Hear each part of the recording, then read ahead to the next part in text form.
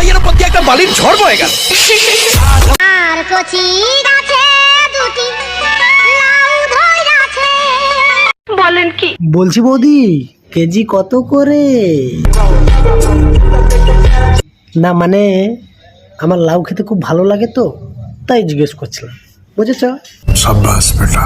বলছিলাম যে লাউ দুটো বেচে দাও আমাকে, কেননা কখন পেকে পড়ে যাবে, লস হয়ে যাবে তোমার।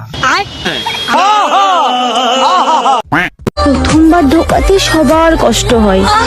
বলছিলাম যে ভেসলিন নয়তো সর্ষের তেল মেখে নাও, কাত করে ঢুকে যাবে। তাই নাকি? দ্বিতীয় দিন থেকে আরামসে ঢুকে যায়। তা বলছি বৌদি, তুমি কি প্রথম দিন আর দ্বিতীয় দিনে অপেক্ষা করেছিলে? আমার তো মনে হয় না, তুমি তো মনে হয় আঙুল ঢুকে ঢুকে সিল কেটে নিয়েছো। মালিককে দিয়ে